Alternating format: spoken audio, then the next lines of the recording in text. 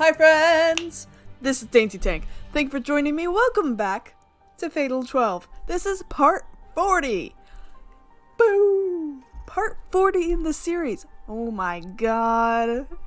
Poked out around the About Card area. If you haven't seen them, why are you here? Just go watch it.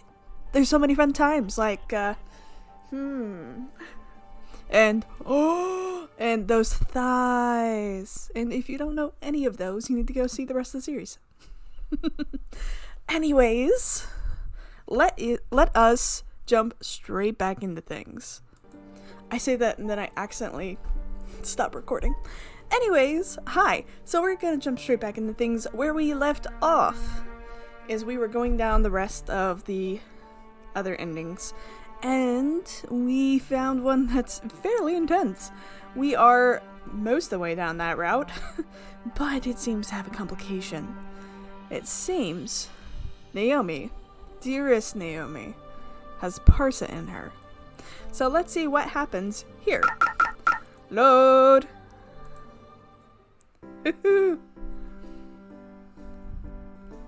Okay, so this was Friday. Good day. Whew. Okay, and we have open card book. We're gonna open the card book here. And Rinka should have number 13. Okay. It's been a while since we were last at school, but there's nothing much for us to do other than check our exam results. I'm actually pretty invested in them this time, considering the effort I put into studying. Facts. Boop boop.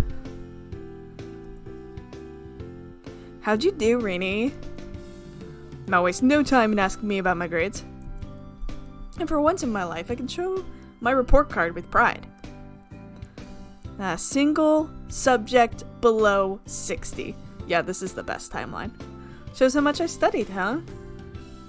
Phew, that's... Part of me was worried you'd beat me, since you studied way more than me, but I guess it was for nothing. She is happy to shove her own report card in my face. Over 70 in every single subject. She has to be in the top half of our grade with results like that. It's all about putting in the work every day. Maharu makes her way over while I'm wincing over this harsh life lesson. Those exams were pretty tough, in all honesty. I even let someone else take my top spot, thanks to not being able to study as much as I would have liked. Her results are so incredible that I can barely stand to look at them. But just as she said, she dropped to second in our grade this time around. Oh no! There are 3 scholarship positions from what I remember, so her marks shouldn't be an issue. It's a pretty remarkable jump compared to your midterms, at least. Jeez, sucks that we gotta start worrying about entrance exams soon. The format of our school means that most people have already started to study for the university's entrance exams the moment they enter high school. Turning it back up. Bringing this closer a little bit too. Boop. There we go, better. That reminds me, Naomi said she's gonna start going to cram school during the summer. I guess that makes me and Mao the odd ones out, considering Maharu's a beast that doesn't need to worry about such things. Amicha's exams are pretty difficult compared to those of other schools by nature of its format. Entrance exams won't be bad so long as you keep on top of your normal studies. There's no point for people who do poorly on exams, Rinka, to try and make up for it with cram school. All they'll accomplish is fooling themselves into thinking they know how to study when they don't. I realize she's trying to cheer me up. I do, but her point's so sharp that it may as well be a lethal weapon. I just pray she doesn't say anything like that around Naomi. Excellent point, Maharu, and one that gives Queen Mao free reign to enjoy her summer holiday to its fullest. Mao declares her plans out loud and proud, but Maharu seems to have ignored them completely. There's a fireworks display in August, right? Let's keep that day free. Of course. Maharu and I promised we'd go to it back when we were at the theme park. That's why I respond right away. Let's prepare our attack plan at Rini's place. I give Mao an affirmative nod. But wait, Naomi! We only have morning classes today, so we head back to my place after grabbing some food at the school cafeteria. As for Naomi, she's still speaking like royalty. I do declare that ramen was spectacular. Culinary delight that only a commoner can truly appreciate. This surely is messing with my head. Hearing Naomi talk and act snobby like Parsa is an adjustment, to say the least. Life would be a lot easier if I could just not care like Mao, but that's not an option. Oh yeah, do you mind if I ask when you woke up, Naren? Late last evening. Again, my sincerest apologies for causing you all undue concern. Both the doctors and my mother were beside themselves with worry, but upon measurements of my heart rate and blood pressure, I was given a clean bill of health. Well, 'twas met with opposition when I voiced my desire to attend school and enjoy my final day of this semester, but forsooth, they eventually relented. Like, I am concerned because she's sounding like Parsa, and it seemed like she was controlled by Parsa, but her eye color is green. I'm not sure if her eye color was golden like Parsa before, but like, I'm not sure if Parsa's in there or not. I am perfectly sound, as you can see. Further concern is unwarranted. Well, if you say so. Maharu makes no effort to hide her incredulity. Incredulity. Yep. The conversation continues as we make our way to the Lionhouse. Woo! I'm gonna jet. Got stuff to do. Things to read, stay up all night, playing games. You know how it is, Rini. Bye. Mao takes her leave before too long. The plan was to figure out what we'd do during summer holiday, but all we did was chat and eat snacks. Not much in the way of planning. Yeah, but like, that was Mao's plan. Granted, this is Mao we're talking about. She probably came up with a new suggestion sooner or later. Can't say I'm against letting her decide what we should do either. The real issue is with this girl sitting in front of me right now. Care to explain yourself now? My question isn't posed to Naomi, but the person pretending to be her. Why, my name is Hitsuji Naomi, a lovely blossoming high school freshman. My primary hobby is reading, and although I can be a bit shy, I am kind and earnest. Although I doubt you two can bring yourselves to believe such a claim. The mimic giggles at its own comment. Maharu and I grow even more wary, but the stranger has more to say. I tease. Please accept my apologies. Trust me, though. I am no enemy of yours. My true name is Diana Harrison. I have taken the liberty of borrowing Naomi's body for the time being. What? What? Wait, you're not Parsa? Maharu asked the question that is on the tip of my tongue. Wasn't Diana said to have turned into Parsa after her death? Lath's explanation suddenly comes to mind. Lath said he took away Diana's memories. Does that mean you're... Rather astute conjecture, my dear. I represent the memories Lethe removed from Parsa after their transformation. Naomi's body currently serves as an intermediary for the personality in which these memories are found, albeit temporary. So, the Parsa we know from the dream world and you are two separate entities, correct? Indeed. I'm neither spirit nor ghost, so please refrain from making the assumption that I have possessed your friend. My memories have simply been filtered into her personality, allowing her to become Diana. I'd be lying if I said I understand. Just tell me this. Is Naomi okay? I stare right into Naomi, or rather, Diana's eyes. I don't care about her identity right now. Naomi's safety is my top priority. Allow me to be honest. She is in a precarious state before my awakening. Why, you... However, I can also say that she is very much safe in this current situation.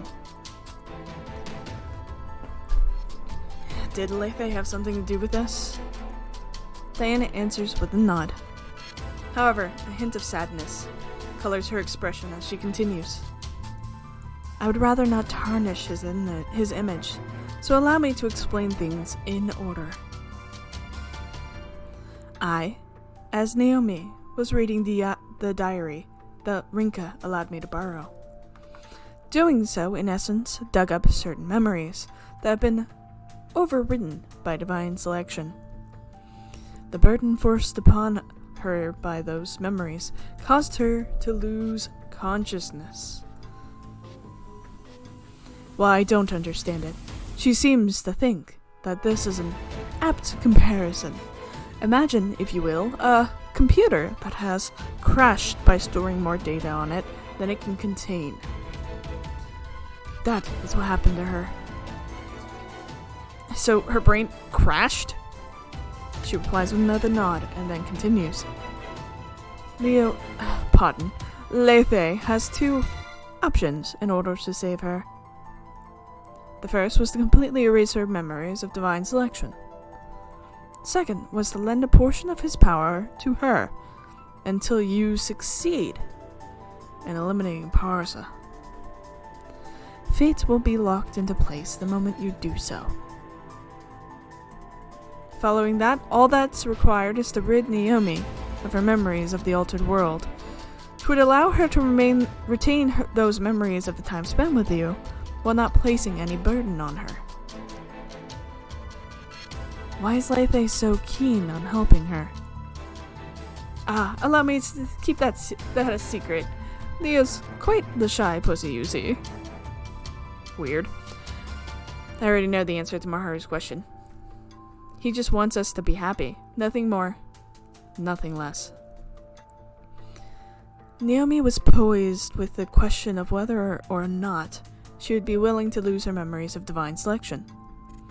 She showed no hesitation in her desire to retain them. However, Leo cannot lend his powers unconditionally. Temporary as it may be, lending his powers to a mortal no doubt conflicts with his own rules. Hence, a restriction and a risk accompanied his choice. His power would be hers, but only if she accepted Diana's memories along with it. The burden that comes with doing so serves as the risk, while the restriction would be placed on her personality. Any traits of her own personality would be filtered through me, so long as this power is available to her. So, you're telling me that she is given even more memories to deal with?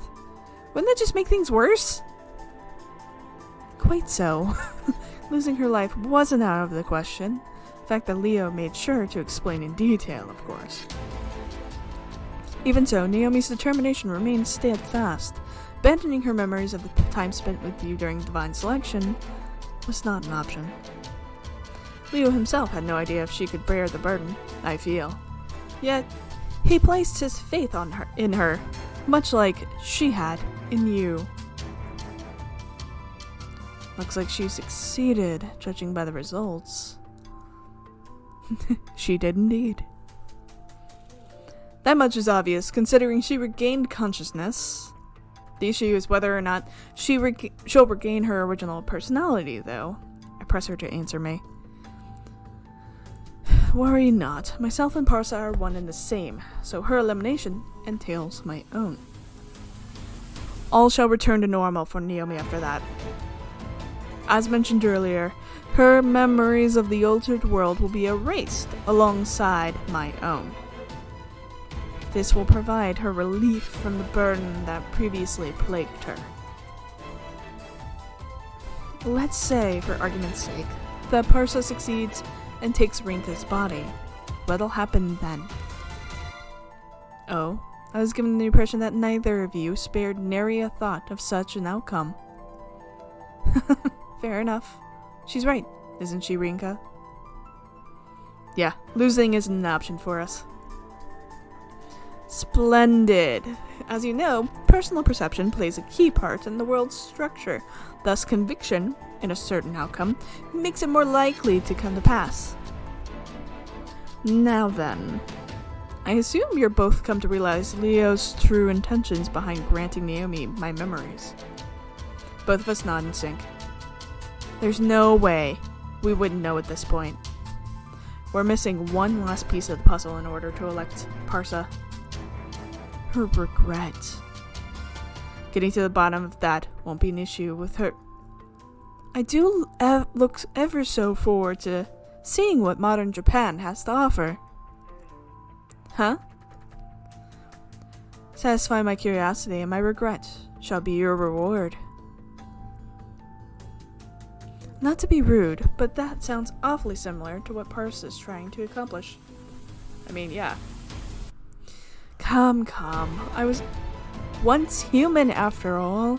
Rinka should know plenty about me after perusing my oh-so-personal diary. It was actually Linda's diary, not yours. Naomi stands, pinches her skirt, and curtsies, exactly like how Parsa does it.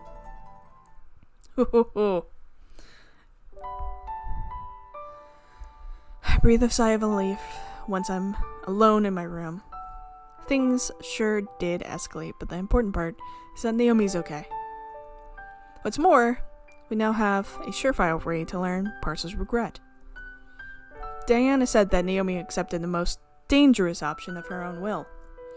Can't say I find that hard to believe. She always was against the idea of losing her memories of the time she spent with us. It'll work out, I hope. There's no doubt that Lethe altered her memories at the time. The only reason he didn't do so completely was out of respect for Naomi's will. He shouldered the responsibility that comes with it, despite owing us nothing, too. I'm the one that owes him, if anything. Just then, I hear something thud against my door. I'm guessing it's Lethe. The door's half open, so it should saunter in soon. Or so I think, but there's no sign of it. Lethe? Open the door, figuring something's up. And I'm right on the mark. Lethe has collapsed right by my door. Lethe! No! I scoop it up in a panic and gently set it down on my pillow. I grab a bowl of water as well and place it by its side. Meow. Its voice sounds so weak compared to usual. I could tell it isn't doing well just from a glance. Should I take you to the hospital? It shakes its head in response. I can assume that means no, considering it should be able to understand me. Normally, I guess it's sick, but that can't be the case here. Instead, I think back to what Diana discussed. Lethe split part of his power with Naomi. Same power he's using to stay alive for so long. I can only assume that he, both in cat and human form, grows weaker the less of it he has available. Thanks, Lethe. I can tell this isn't easy for you. That said, I collapse onto my bed. This really serves to remind me how much I've been entrusted with. No.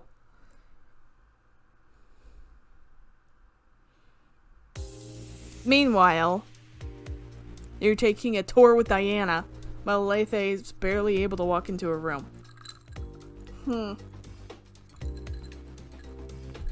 We'll see. Saturday morning. My original plan was to open the store, but that won't be happening now.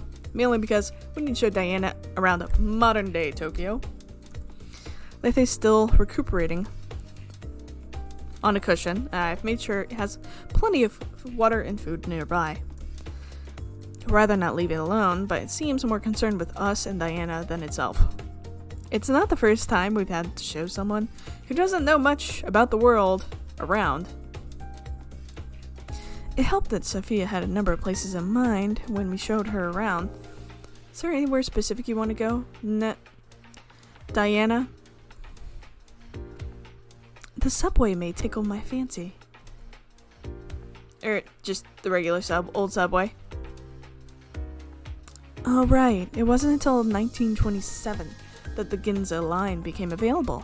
Even then, it ran only between Asakusa and... Oh no, I'm not. I failed on that. I apologize. According to her diary, Diana died somewhere around 1910. It makes sense that she'd find mystique in things we take for granted. She seemed pretty amazed by everything when we met up here. Now that I think about it, the automatic gates, vending machines, number of trains, even the building itself. Her ability to buy tickets and make her way around town must be due to being in Naomi's body. May as well head to Asakusa if you're using the subway. There's plenty of new stuff there, like the Skytree. Tokyo Tower may be better in that case. Both have observatories and were built around her time, but Tokyo Tower is probably the ideal to get a look at modern Tokyo. Well, you're not wrong, I guess. I don't have particularly fond memories of that place, thanks to what happened last month. I was about to say, it's only been like a few weeks. There's so much trauma in this entire process that they just don't have time to deal with. Not like Yu's attack on it even happened in this world. Maybe I'm just overthinking things. I appreciate this. I'll leave the decision to the both of you. I must admit, the very notion of walking around the narrow after my time is exciting in and of itself. She flashes us a lovely, carefree smile. She's in Naomi's body, but I'm reminded more of Parsa. I'm sure she'd be able to smile like this as well if you erase the malicious side of her. Hoo-hoo! After we wrap up the Asakusa tour, we make our way to Tokyo Tower. Both areas are packed, of course. The Skytree and the Sensoji Temple were our main destinations in Asakusa. We stopped at the local market to grab some melon bread, too. The lights. I'm reminded of the fact that they built the Ark here during my younger days. Her statement strikes me as odd at first. The Kaminarman was built in the Heian period, from what I remember. Apologies for all of my mispronunciations. Not happening today.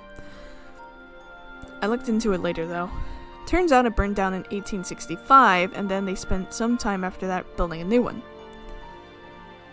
Maharu wasn't aware of this either, but then Diana surprises us with even more by telling us the Ark was built toward the end of the Russo-Japanese War. I don't know if Naomi knows all of this or not, but it feels like something worth telling her when she's back. The height certainly lacks something in comparison to the Skytree. Diana makes her opinion clear when looking down at the city from the observatory. Well, I agree that doing things in the reverse order would have been better. I'm not sure how I feel about being told that after paying the hefty entrance fee. That's a certain scene you should remember, though. That of Tokyo after being bombed during World War II.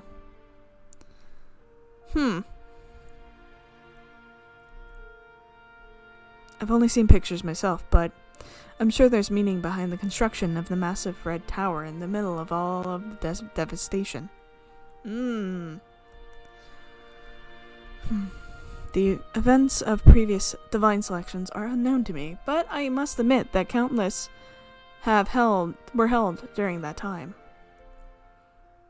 Though anyone who survived them wouldn't last much longer after doing so. The only thing fate has in store for soldiers on the battlefield is death, after all. Diana's eyes narrow as she stares out the window. We're currently participating in the 12th divine selection. The fact that we've reached that number, despite it only being 100-ish years since Diana's death, isn't normal. That'd make one divine selection every 10 years. Discomforting as it is, it makes sense if what she said is true. People must never become accustomed to sights such as that. What we see now is the result of countless people's efforts. Cities aren't born out of thin air. Diana's soft tone reminds us of that. Whoa, that was a lot of hefty things. Our final destination for the day is the National Park in Shinjuku. The final destination, in more ways than one. It's always where everything began for me. Likewise. Naomi seems to have no memories of that, so allow me to pretend that I heard nothing. I tilt my head in confusion, to which Diana responds with a sigh. This place opened in 1906, if I remember. Did you ever come here before? Oh, no, that's Maharu. Sorry, I read it like Naomi. Alas, common citizens such as myself weren't permitted entry at that time. Having this opportunity to enter has me rather giddy. Traditional Japanese gardens offered quite different experience from the style seen in English and French ones. In an ideal world, I'd have the opportunity to witness how this place changes with the seasons. Saying that, she attempts to flip her hair into the wind. She quickly realizes that Naomi's hair isn't long enough, leading her to place her hand behind her ear instead. Oh goodness, I shouldn't even exist in this time period. Here I am, thinking of this as my own body. I take a moment to come up with a good response. I'd say it's fate that you're here at this moment. Neither say anything in return. Can't blame them. No one can say that with certainty. The same might even apply for Lethe and Parsa. We spend a while walking around the park until closing time after that. Alright. My body makes sure to remind me just how much I've walked today when I get back to my room. It's a pretty busy day, all things considered, by NPR. We took practically the same route as we did with Sonia, but that didn't make it any easier, especially with so many people around. Maharu's working tomorrow, which means I'll be taking Diana over there, obviously. I've been there with Naomi before, but never with Diana. Seems like she's taken an interest in the eccentric side of modern Japanese culture. I'd rather stay as far away from there as possible, but I've got little choice now that she wants to go. No point in staying up any longer, so I set my alarm and get ready for sleep. As for Lethe, it still doesn't look good. Oh, poor buddy.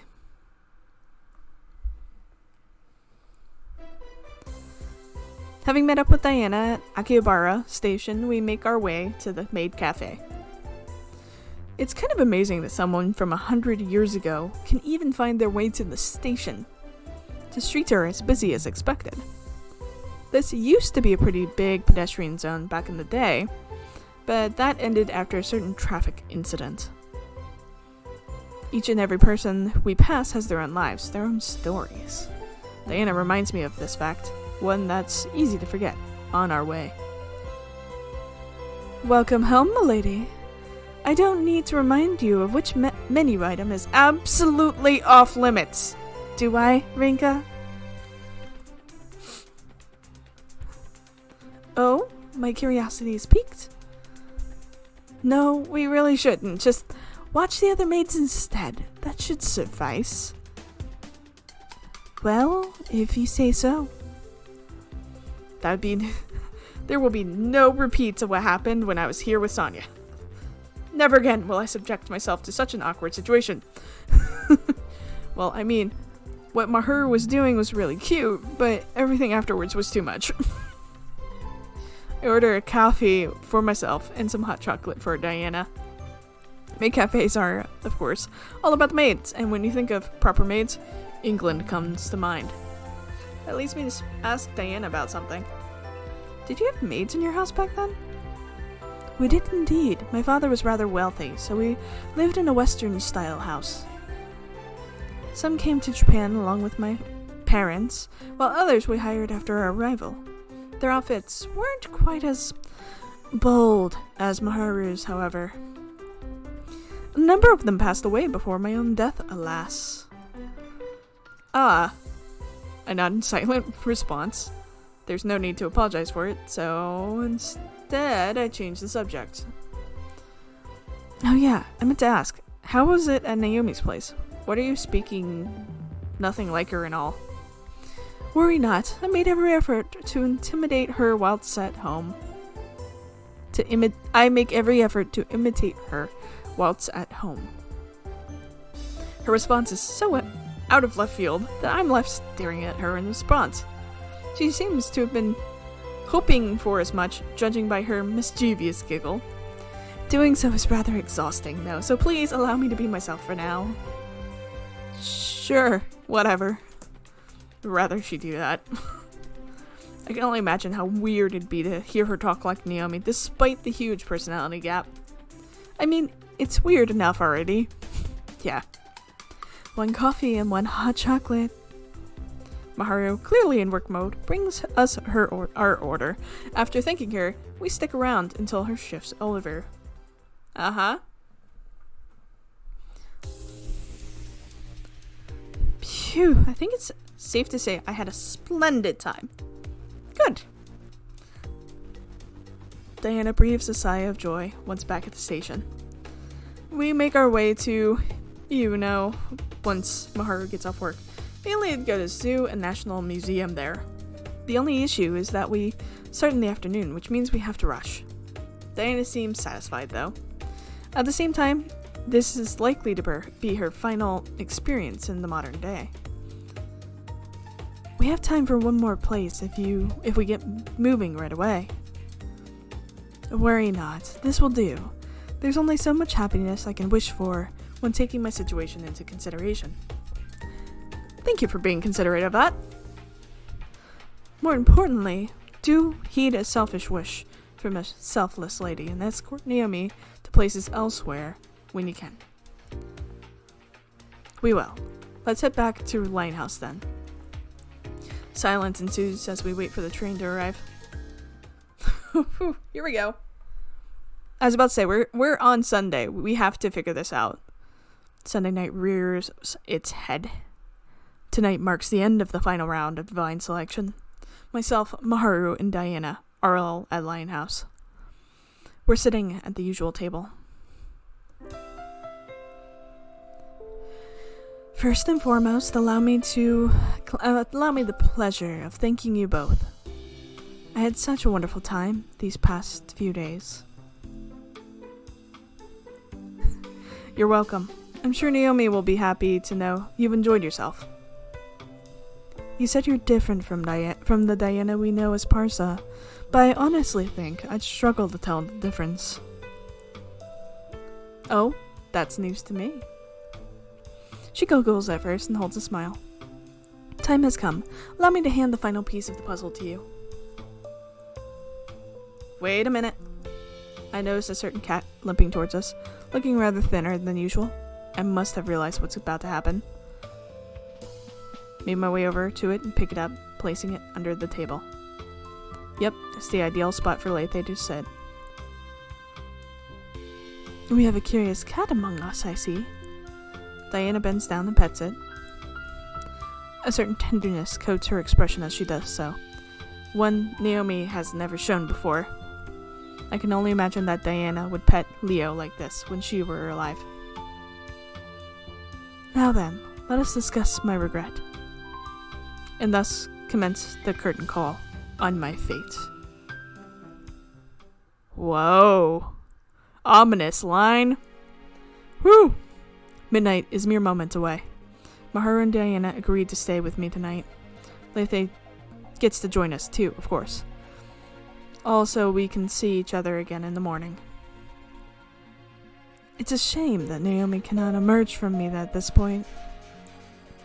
She can tomorrow at least, right? Indeed. While I may have my regrets, I have no attachment to life itself. My fate came to a close long ago. Meeting a descendant of Linda has been something of a relief, though.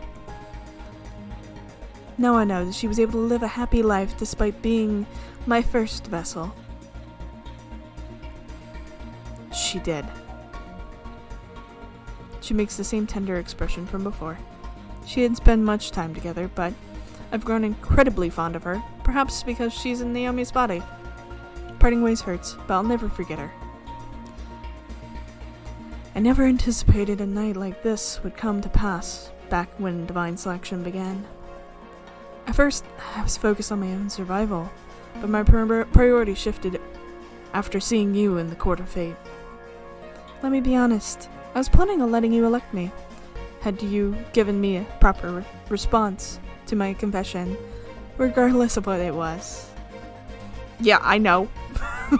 I'm still bitter. I'm very bitter. I figured as much. That's not the case anymore, though, and not just because I want to hear your response. I've come to understand the inherent value that comes with wishing for my own survival. Maharu's statement makes me see her in a whole different light. I give her a tiny nod after basking in the radiance of her smile for a moment. I've come to learn a lot during all this, too. I've been entrusted with plenty. There was a time where you two, Mao, and my gran, were the only people that mattered to me. I had no interest in anything other than lying in house and school. Things I cherish now are things I never would have considered back then. I better understand how much the world has to offer, even if only a little. Most importantly, though, I've come to understand and accept who I am, the most oblivious lesbian. I see myself as something of an unstable existence, to the point where I'm worried I might just disappear altogether if I'm not with someone. But even so, I want to live. I know I'm not alone, and that's why I want to live. Want to keep on living, keep on experiencing precious moments in my daily life together with those I know. Meow. Lethe lets out a meek groan, stretching its front legs in the air despite its current state. Thanks, Lethe. That's certainly one way to bolster morale. We should do something too. Let's hold hands then. Maharu grabs my hand before I can answer. I grab Naomi's in response, and she in turn grabs Maharu's. One body, yet two individual wills are contained within. Makes sense. We lie down and form a circle before closing our eyes. See you both tomorrow. We don't need to do anything fancy or cool. All we have to do is believe. Sleep eventually takes us, our hands still joined. Cute! But here we go. Here we go! I glance around the Court of Fate. This marks 12th time I've come here. The sight that greets me is one that I've become accustomed to. A number of gears floating amongst the indefinite darkness. I gaze up and notice a faint ray of light piercing said darkness. Circular platform I'm on is about 3 meters in diameter. A witness stand, like one you'd see in court, is attached. This is just one of the 12 platforms, all of which are arranged within a larger circular pattern, like a clock's face. In the center of this concentric circles are massive clock hands, slowly ticking away. There was a time when the 12 of us were gathered here together, but now there are only 2 of us. Maharu and myself. I turned to face Maharu in the endless darkness. Time's finally come. Indeed. Needless to say, Naomi and Lethe aren't here with us. Boop. The Court of Fate is a place reserved solely for participants. This may have a special power of its own, but it's irrelevant to this place. It wouldn't matter if it was. We're the ones who need to settle things with Parsa, not them. Good evening, my little slaves to fate. The girl in question wastes no time in entering the scene, accompanied by her usual haughty tone. Goddess is all smiles, like always. How did I never try this before? This? Yeah, I think this. Pardon me, perhaps there's no need to make such a grand interest when only 2 of you remain. Oh, if only you knew how much it pains me to part ways with one of you tonight. Do allow me the pleasure of bearing witness to the conclusion you have reached. Mind if I ask something first? What might that be? Can you see what fate has in store for us beyond this point? Ooh, question. If it's all predetermined, then what was the point in all this? A fine question. Very well. If it's answers you seek, then answers I shall provide. The way in which I see and understand fate differs greatly from you. I observe a number of potential outcomes simultaneously. Like Garnet being able to see multiple futures. Let's say, for example, that all 12 of you were still present.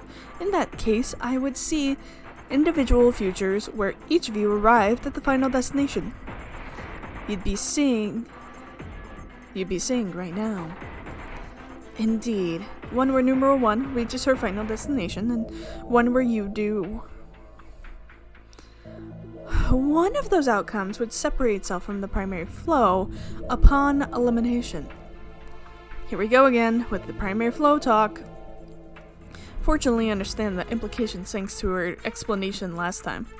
The world as it is right now is in a state of disorder. Only by removing one more potential future can it return to normal. Thanks. You've helped me confirm that there are outcomes even you can't see. Oh, I hesitate to ask, but do you even have a brain? Or are you being dense on purpose? Your or numeral 2's elimination. Those are the only 2 possibilities that exist here. Even should you choose not to settle things yourselves, that just ensures numeral 1's position as the final survivor. She doesn't believe for a second that she's wrong. I shake my head at her before responding. Forget all that then. This is the final election. Let's get it over with. Agreed. Revolve, O Clock of Fate. The Court of Fate rumbles, prompting the clock hand to move. Will there be an election on your part, numeral 1? She stares me down while posing her question. Her eyes are crystal clear. This is probably how Diana looked when she was still alive.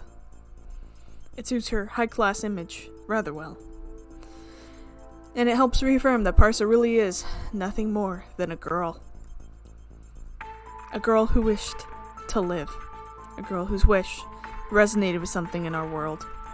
A girl estranged from the concept of fate, yet inextricably bound by it. How will you respond? She urges me to answer once more. My answer is obvious. After a brief moment of reflection, I state my intentions.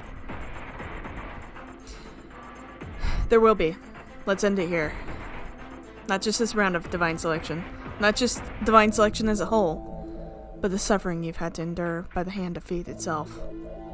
Goddess of Fate, Parsa, Diana Harrison, I elect you. My eyes remain locked on hers as I announce my election. What? You idiot. Elect me? Come on, that isn't an option. Besides, I am Parsa, Goddess of Fate, not this Diana Harrison you refer to. Her usual smile has been wiped right off her face for once. It's not.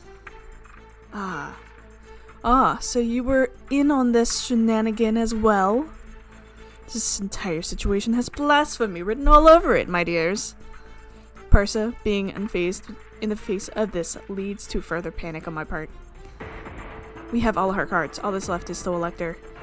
Lethe said that he took Diana's memories from Parsa. Is that why? Wait, no. He's never too clear about what he says. But he always makes sure to leave a hint in there. Much like he did while restoring my memories. Credit where credit is due, of course. You had a clear and concise plan and tried to carry it out without hesitation. Might I assume that you caught on to my true objective? I give Parsa a nod. Shaken as I am in the face of all this, I can't show any fear now. Mahar is showing no signs of concern herself. I'm very keen on taking your body as my own. You and I seem to share the same essence. The affinity I feel towards you is unlike what I've experienced from other participants. Your existence is one warped by fate, much like my own. In other words, you were born with the same power as I, albeit a tiny amount. Most of all, however, is that brilliant heart of yours, one truly worthy of being the final survivor. What say you? Numeral 2, will you elect her? Not even you could finish up a world where I could say yes to that. That leaves us with no one capable of carrying out an election. Parsa's voice carries throughout the Court of Fate. The grin on her face is one of pure evil. As stated before, Numeral 1 was remained as the sole survivor by default. Saying that, she stops the clock and makes her way to the center of the Court of Fate. Once more, she pinches her skirt and curtsies. I hereby declare divine selection to be Oh, you naughty child. Weren't you taught to follow proper protocol when elected? A voice ever so similar to Parsa's, yet inherently different, makes its presence known. Whoa! Good evening, my elegant and haughty self. In front of Parsa appears none other than Diana. I didn't even notice her arrival. Two girls with identical faces, although Diana's expression is much more stern. Whoa! Sounds different too. What? The tone of her voice says it all. She's shaken. This is the first time she's ever shown this side of herself. Who are you? Why are you in my Court of Fate? A little birdie told me that this place was never really mine to begin with. In fact, the Court of Fate was given to me as a means to carry out the system known as divine selection. You speak nonsense. Even if another goddess were to exist, this domain remains mine. No one may enter without my permission. Oh, you're quite right. That's why I gave myself permission. Parsa stares at Diana in disbelief. She probably can't begin to fathom what's going on right now, due to her lack of memories. What's more, she has to be feeling a strange sense of familiarity with Diana, much more than the one she feels with me. Am I to take it that we are one and the same?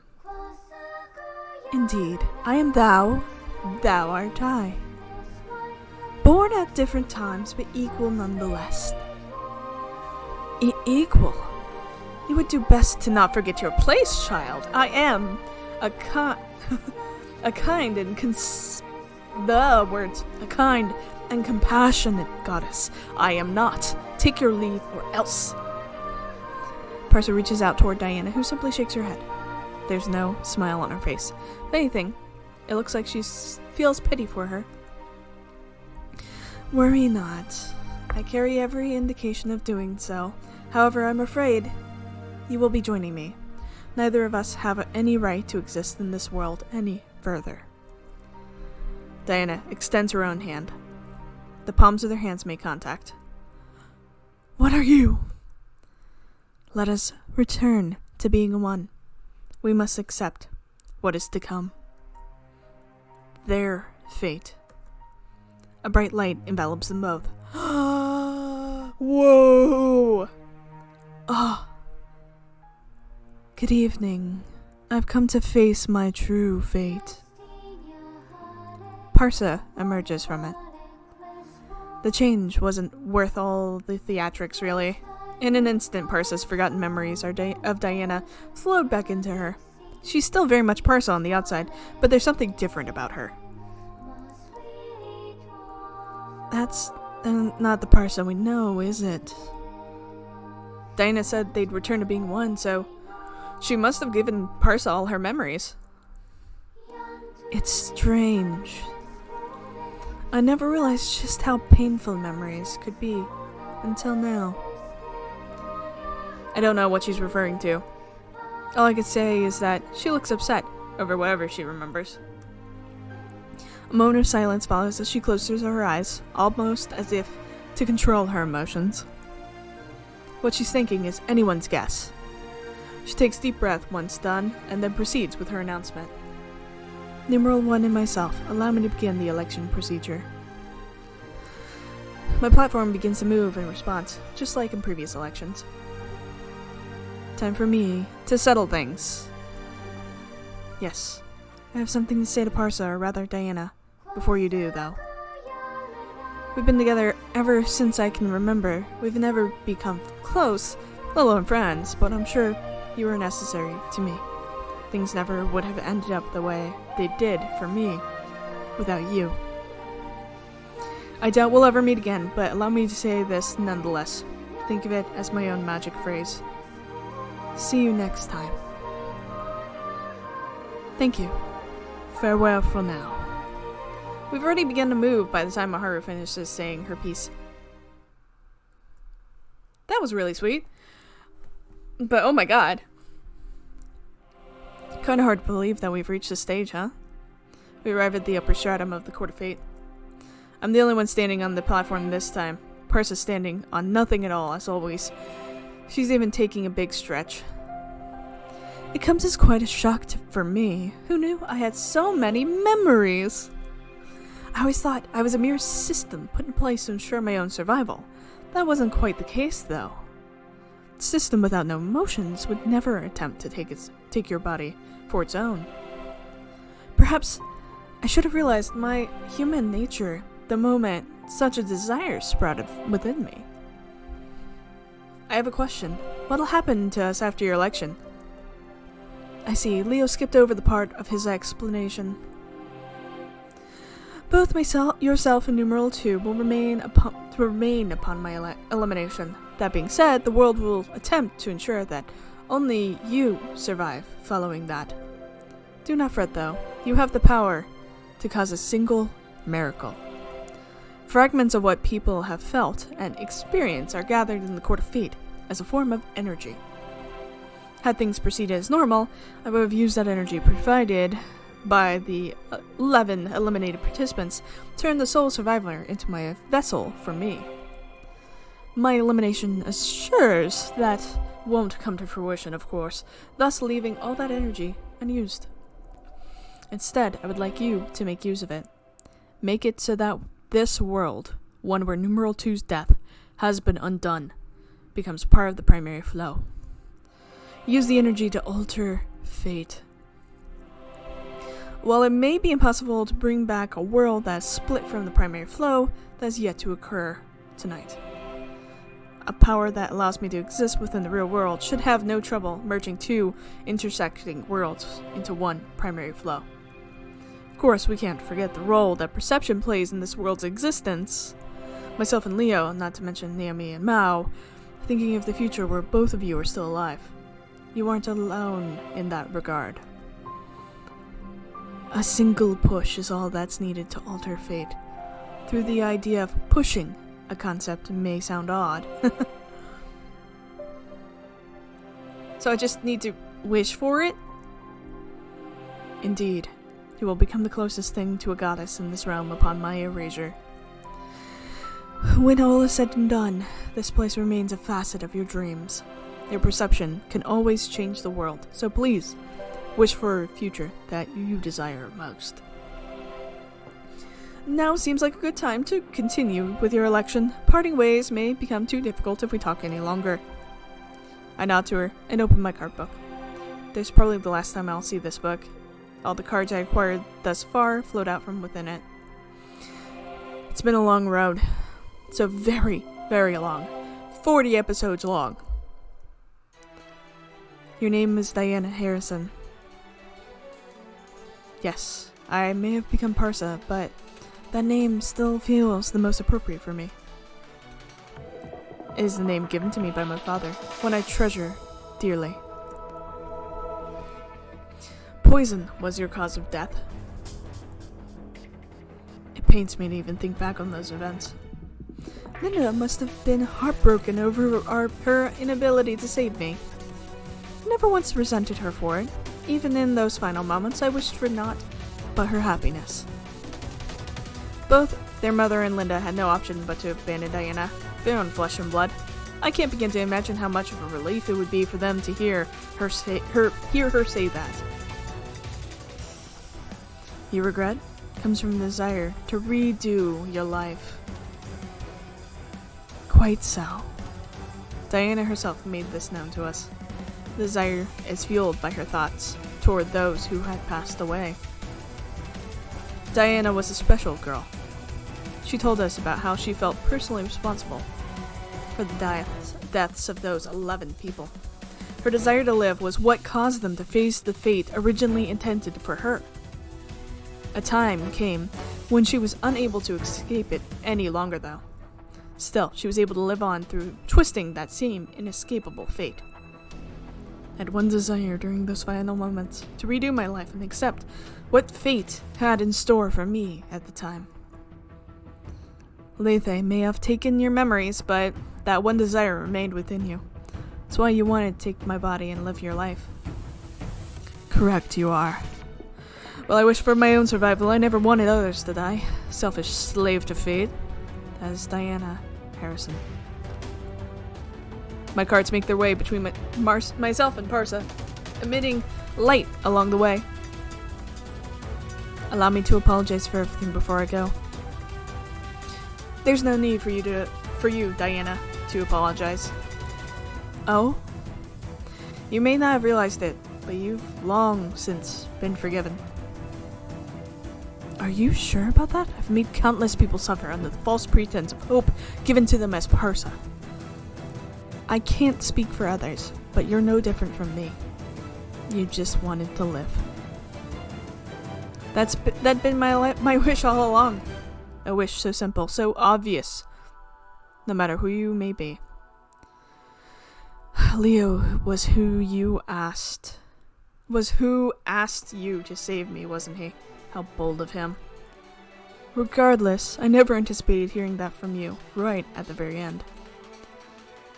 With that I could cry tears of joy. Liar. You're not supposed to say that until you actually cry. Goodness. There's that threatening side of you. Do try to keep it at appearances only trait. Light begins to engulf the court of fate. I'm sure this is the right thing to do. Saving someone is far beyond my capabilities.